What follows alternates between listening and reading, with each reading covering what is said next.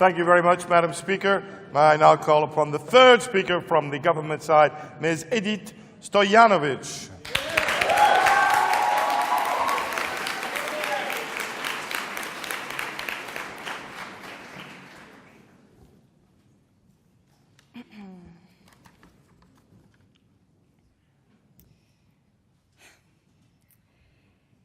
Your Excellency, Monsieur le Directeur, Monsieur le Secrétaire Général, Madame la Directrice, wise members of the jury,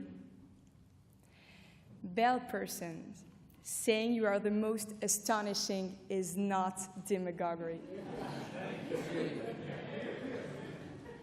Misled opposition.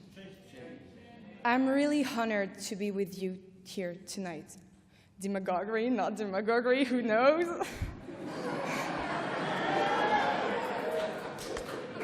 Dear friends from the government, it was a pleasure to be with you during this campaign. Fantastic audience. I am the one you've been expecting. I'm your candidate. My name is Clinton. ILERI Clinton.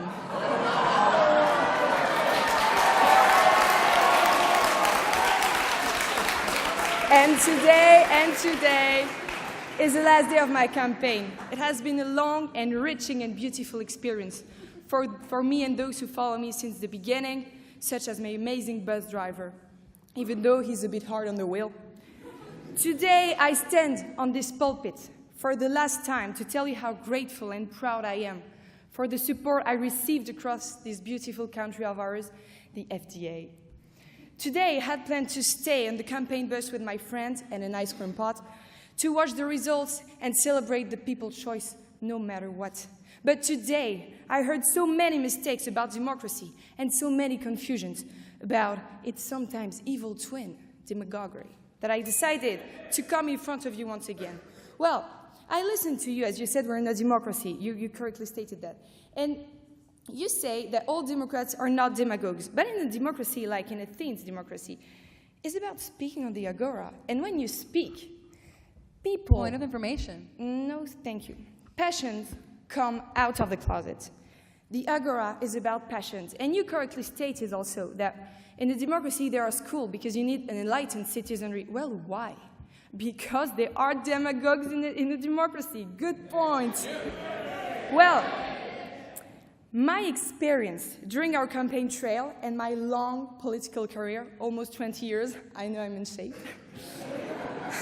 has proven me that democracy in practice is about two things.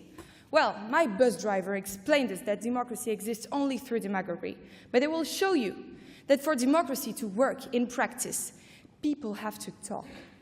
For it to work well, we need to talk well. This will be my first point. On the other hand, democracy is all about popular election.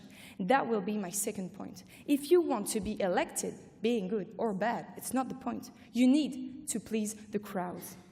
My dear bus driver has seen it all. And he told you, democracy breeds good demagogues who come from the people and thus represent them better. Like with Les Bronzés Font du Ski. What a good idea. Yes. If democracy only lives in demagoguery, how about the people which the power emanates?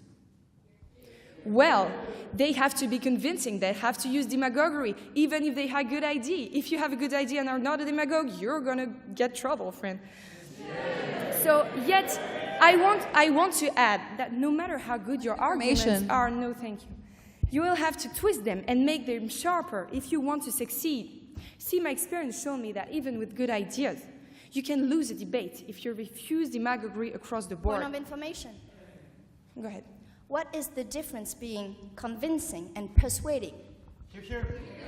Convincing uses argument. Persuading uses passion. Being a good orator is both. Well, you can see it every day. If I ask you, dear Paul, can I have your number? Well, you'll give it to me because I'm pretty.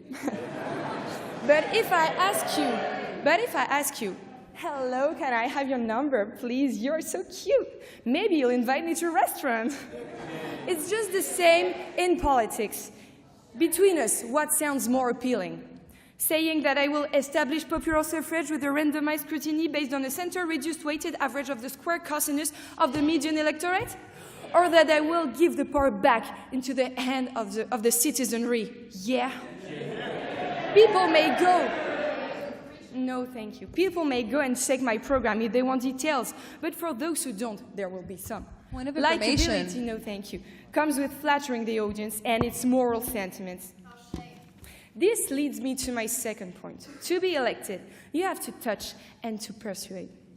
And you will learn, dear opposition, who apparently never get elected yet,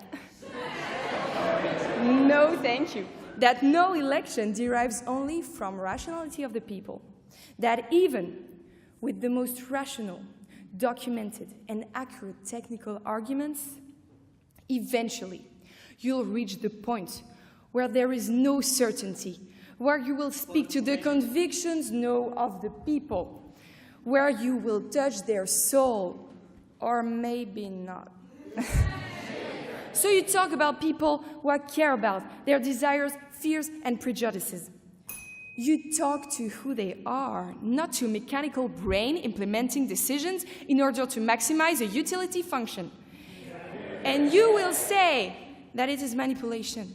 Well, it might be, but at least I have good ideas and my constituents feel like I care about what they care about. And I can tell you, I don't really care about shaking sweaty hands and celebrating the Fête du Roquefort. Now, dear electorate, I want you to know that behind every strong woman, there is a man in the kitchen. And as such, my astonishing campaign manager, Manuel, who's my beacon in this world, will show you that the rise of demagogues in today's democracy is highly democratic, and that only critical thinking can avoid these possible but necessary drifts. Now, fellow citizens of the FDA, want you to remember that demagoguery is neither a principle nor, and even less, an objective, but that it goes hand in hand with democracy. Hence, you have to embrace demagoguery to preserve democracy. Please adopt this motion, and long live the FDA.